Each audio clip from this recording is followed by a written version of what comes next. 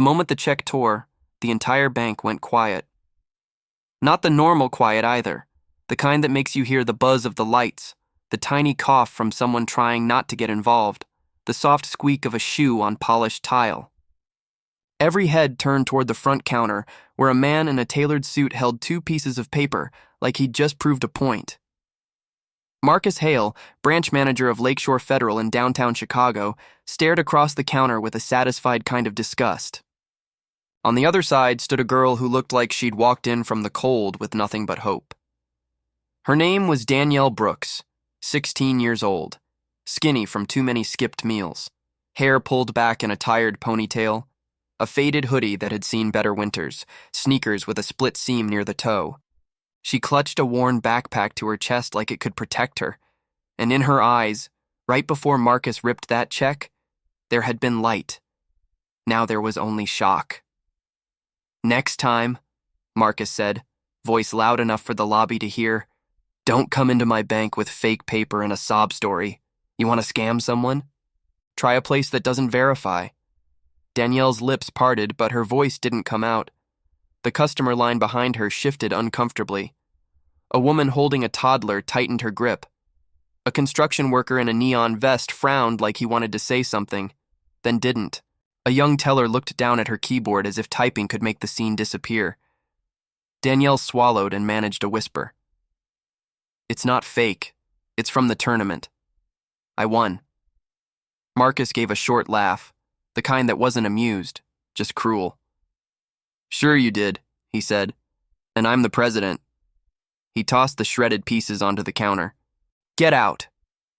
Danielle stared at the pieces like they were a living thing that had just died. Then she reached for them with trembling fingers. Marcus leaned forward, lowering his voice, but it still carried. "Listen, kid. Life lesson. The world doesn't hand out million-dollar checks to girls who look like they slept in a bus station." That sentence landed like a slap. Not just because of what it meant, but because of how easily he said it. Danielle gathered the pieces carefully, pressing them flat. Her hands moved like she was assembling something fragile. A security guard took 2 steps closer, unsure whether to escort her out or just be ready. Danielle didn't argue. She didn't raise her voice. She didn't cry, not yet. She simply said, very softly, "Okay." And she walked out of Lakeshore Federal with 2 torn halves of her future. Marcus watched her go and felt nothing but the satisfaction of control. He turned to his staff. "Back to work and be careful. People are getting bold." Then he adjusted his cufflinks, silver, shiny, expensive, and stepped into his glass office like nothing had happened. He had no idea the next 48 hours would ruin his reputation, shake the entire bank, and force him to look at himself in a way money never had. Because Danielle Brooks wasn't lying, and that check Marcus shredded, it wasn't just real. It was the kind of check that makes headlines, the kind of check people take pictures of, the kind of check that changes a family's bloodline. And the truth was about to walk back into that bank, this time with witnesses. Danielle didn't always look like someone who could win anything. She lived on the south side, in a cramped apartment above a laundromat that always smelled like detergent and damp air. The building's heater worked only when it felt like it. The hallway lights flickered like a warning. Her mom, Renee Brooks, worked nights at a nursing home.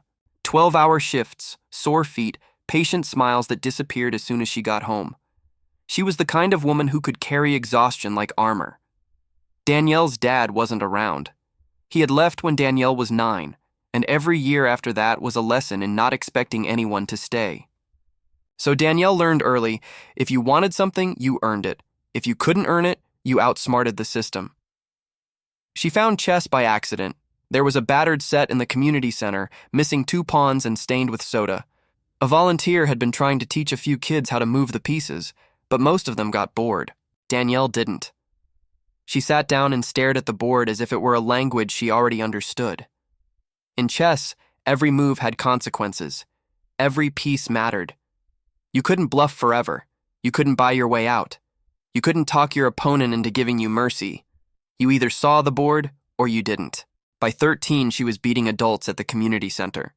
By 14, she was watching Grandmaster games on a cracked phone screen, pausing, rewinding, studying the patterns like they were secrets to a locked door. At 15, a local coach named Mr. Alvarez noticed her during an after-school program. He asked her to play him. She beat him in 18 moves. He stared at the board, then at her. "Where did you learn?" Danielle shrugged. "I don't know. I just see it." Mr. Alvarez helped her enter tournaments. At first, she showed up with borrowed clothes and lunch packed in a grocery bag. People underestimated her constantly. They saw a black girl with cheap shoes and assumed she was there to watch. Then she'd sit down, shake hands politely, and dismantle them piece by piece. She didn't trash talk. She didn't celebrate too hard. She simply won. And the higher she climbed, the more she learned something important. Some people don't hate you for losing. They hate you for proving them wrong. The tournament that changed everything was called the Midwest Junior Open. It was held in a hotel ballroom near O'Hare with bright lights and silent rows of tables. Danielle wasn't supposed to be the star. The star was a boy named Tyler Whitmore, private coach, private school, parents who bragged loudly about his rating. Danielle faced him in the final. The room was packed. Cameras from a local news station had shown up to cover the young genius. They meant Tyler. Danielle sat down across from him, calm as stone. Tyler smirked when he saw her hoodie. "You sure you're in the right room?" Danielle didn't react. She moved her pawn. And 2 hours later, Tyler's king was trapped. Checkmate. The room burst into noise. Reporters who came for Tyler swung their cameras toward Danielle. Mr. Alvarez hugged her so hard she almost dropped the trophy. And when the tournament director handed her the oversized ceremonial check, Danielle's hands shook. Amount, $1,000. Zuerzo, $1 million. It wasn't just prize money. It was a scholarship grant and sponsorship package bundled together, funded by a national foundation that wanted to spotlight young talent. Danielle's knees nearly gave out. She thought about her mom's tired face, the rent, the laundromat smell, the heater that didn't work. And she whispered to herself, "We're okay now." The next morning, Danielle put on her cleanest clothes, still simple but neat, and took the train downtown. She held the real check in a manila envelope like it was a newborn. Mr. Alvarez had warned her, "Go to a reputable bank, deposit it, don't flash it around." Danielle didn't want attention. She just wanted safety. She chose Lakeshore Federal because it was close to where the tournament organizers had their offices and because it looked official. Marble floors, tall windows, men in suits. She didn't know men like Marcus Hale existed. Marcus had built his life on looking successful. He grew up middle class in the suburbs, but he learned early that the right suit could make people treat you differently. The right watch could make them listen longer. The right tone of voice could make them obey. He became a bank manager by being sharp, polite when it benefited him, and ruthless when it didn't. He had targets to hit, new accounts, deposits, client retention. He also had a private fear, losing control. When Danielle walked in, Marcus saw risk, not a person, a risk. A girl with no appointment, no polished appearance, holding an envelope like it might contain a scam. He'd seen counterfeit checks before. He'd seen desperate people lie. And instead of doing what a professional should do, verify calmly, follow procedure, Marcus chose humiliation. Because humiliation feels like power when you're insecure. He could have said, "Let's verify this." Instead, he said, "This isn't real." He could have walked it to the back. Instead, he ripped it. He did it to make a point. And to Marcus, the point was simple. People like Danielle don't get $1 million. Danielle got home and sat at the kitchen table, spreading the torn pieces out like a puzzle. Her mom came in, shoulders slumped from work. "Baby, you okay?" Renee asked, dropping her bag. Danielle tried to speak, but the tears came first. She pushed the pieces forward. Renee stared at them. "What is this?" Danielle's voice cracked. "The manager, he said it was fake. He ripped it. He made everyone look at me like I was trash." Renee's eyes widened as she recognized the foundation logo on one torn corner. Her face changed, not into sadness, into something colder. "Where?" she asked slowly. "Did this happen?" Danielle told her. Renee picked up her phone with hands that didn't shake at all. "Do you still have the email from the tournament director?" she asked. Danielle nodded. Renee took a deep breath. "Okay, we're going to handle this the right way. Not loud, not messy, the way they can't ignore." Danielle sniffed. "Mom, what if they don't believe us?" Renee looked her daughter in the eyes. "They will, because you didn't do anything wrong, and because you're not alone." That night, Renee called Mr. Alvarez. He listened, silent for a long moment. Then he said, "I'm coming over." Within an hour, he arrived with a folder. Inside were copies: the award letter, the prize confirmation, the tax documents, the foundation's contact information, and most importantly, a high-resolution scan of the check, because the foundation had emailed it for records. Mr. Alvarez spoke carefully. "The check can be reissued, but what that manager did, it's not just rude, it's misconduct." Renee nodded. "I want accountability, and I want my daughter treated like she matters." Mr. Alvarez hesitated. "This foundation has media contacts. They love stories about young champions. If we tell them what happened," Danielle flinched. "I don't want people staring at me." Renee reached for her hand. "You won $1 million with your brain. Let them stare. They should. You earned it." Danielle looked at the torn pieces again. In chess, when someone makes an aggressive move, you don't panic. You punish it. The next morning, while Marcus was sipping his espresso in his office and checking his performance dashboard, his assistant knocked. "Marcus," she said, voice tight, "there's a situation in the lobby." Marcus frowned. "What kind of situation?" "There are cameras." Marcus stood up too fast. "Cameras?" He walked out and saw it. Danielle was back, but she wasn't alone. She stood near the front with her mother on one side and Mr. Alvarez on the other. Behind them were two people holding professional cameras and a reporter with a microphone. And next to the reporter was a woman in a crisp blazer holding a folder that screamed legal paperwork. The lobby was full. Customers whispered. Tellers froze. Marcus felt his throat tighten. He walked forward with a practiced smile, the kind he used when rich clients walked in. "Can I help you?" he asked, voice smooth. Renee didn't smile back. "You shredded my daughter's check yesterday." Marcus glanced at Danielle. Her eyes were steady now. Not scared. Marcus's smile twitched. "Ma'am, I believe there was an attempted fraud situation." The reporter lifted the microphone. "Mr. Hale, I'm Cynthia Park with Channel 7 News. We've been informed that you destroyed a legitimate $1 million scholarship award check belonging to Midwest Junior Open champion Danielle Brooks. Is that true?" Marcus felt the blood drain from his face. 1 million. Champion. Those words hit different when a camera was pointed at you. Marcus tried to keep control. "I don't comment on customer transactions." The woman in the blazer stepped forward. "You will comment now. I'm Elaine Watkins, representing the National Youth Chess Foundation. We issued that check. It was valid. Your branch destroyed it." Marcus blinked. "That's not possible." Elaine opened the folder and held up a printed scan of the exact check, intact, with the serial numbers visible. Then she placed a second document beside it, an official letter verifying Danielle's identity, her win, and the award amount. The camera zoomed in. Marcus's mouth opened, but no words came. Elaine continued, calm and lethal. "We have a replacement check ready. That's not the issue. The issue is your conduct and the humiliation of a minor. The issue is that our foundation will not partner with institutions that treat young talent like criminals." The reporter turned to Danielle. "Danielle, what happened yesterday?" Danielle looked at the microphone, then at Marcus. For a second, she seemed like the same girl who had whispered, "Okay." Then she straightened her shoulders. "He didn't ask questions," she said clearly. "He didn't verify anything.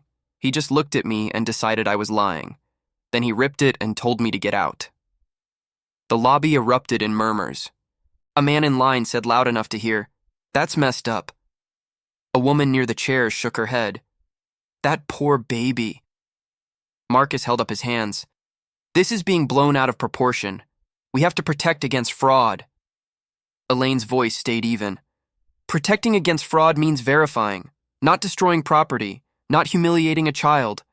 Renee finally spoke again, voice shaking with controlled anger. My daughter worked for that. She earned it. And you treated her like she was nothing. Marcus tried to salvage.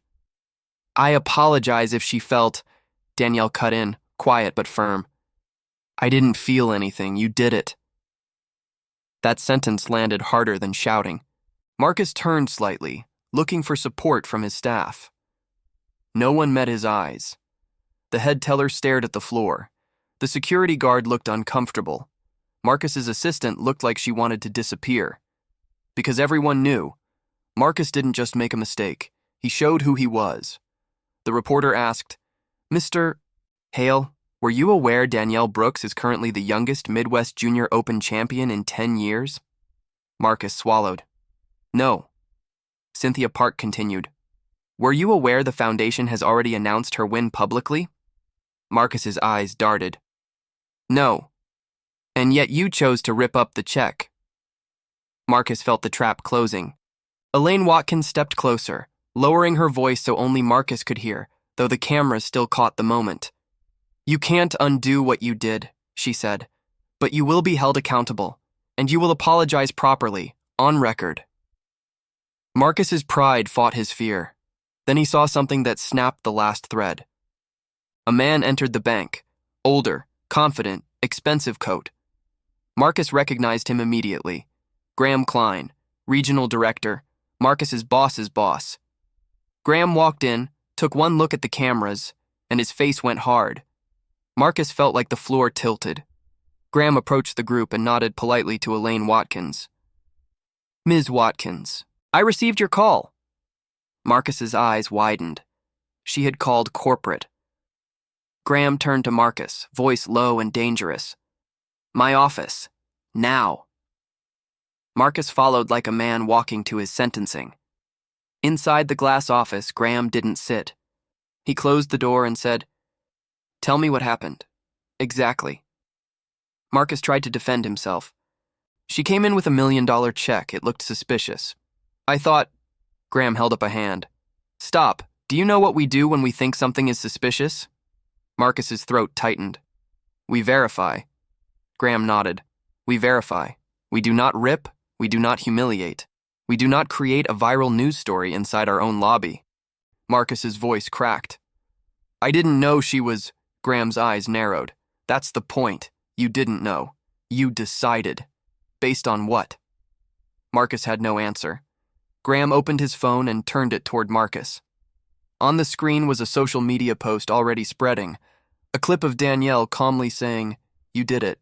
The caption, Bank manager shreds, chess champions $1,000 check, thousands of comments, anger, calls for firing, people tagging the bank.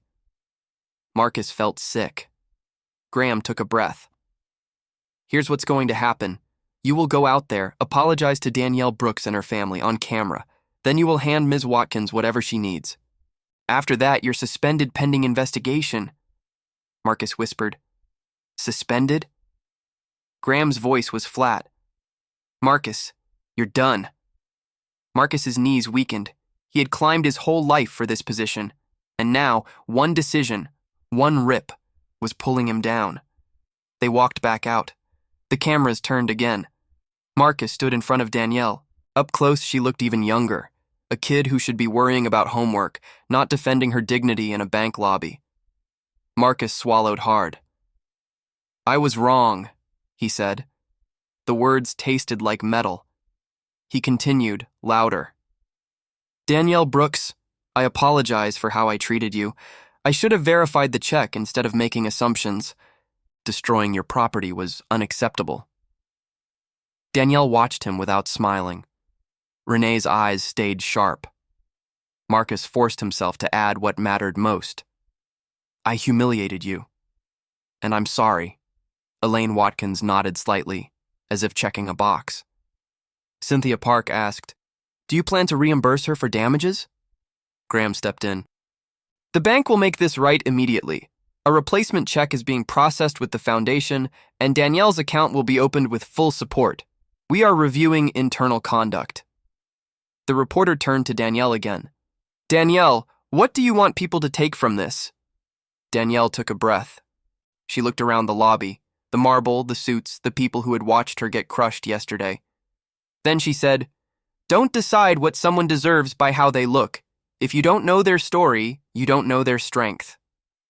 That line, simple, honest, hit harder than any speech. The story exploded online. Overnight, Danielle became more than a chess champion. She became a symbol. People donated to youth chess programs. The foundation announced a new initiative, the Brooks Scholarship, aimed at helping low-income students compete nationally. Mr. Alvarez was interviewed, praising Danielle's discipline and calm. Renee told reporters, she doesn't need pity, she needs respect. As for Marcus Hale, the investigation moved fast. Employees gave statements. Security footage was reviewed. Corporate confirmed what everyone already knew. Marcus didn't follow procedure. He didn't just mishandle a transaction.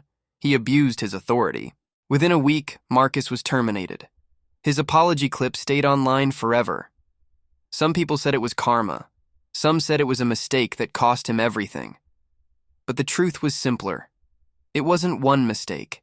It was one moment where his character finally had consequences. Danielle's replacement check arrived, this time delivered with a formal letter, a private meeting room, and an escort from the regional director himself. Danielle deposited it quietly. No cameras, no shouting, just a pen sliding across paper.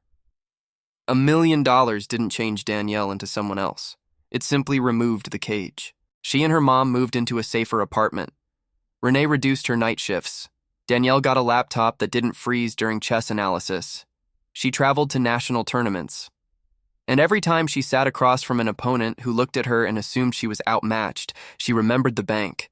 She remembered how it felt to be underestimated. And she turned that feeling into fuel. Years later, Danielle would tell a group of young players something she learned the hard way. In chess, you can't win if you let someone else decide your value. And in life, you can't either. The moral isn't just that kindness matters. It's that respect is not something people earn by looking the part. Respect is something you give because you're human. Because the next person you dismiss might be the one holding a future you can't imagine. And sometimes, the moment you try to tear someone down is the moment the world finally sees who you really are.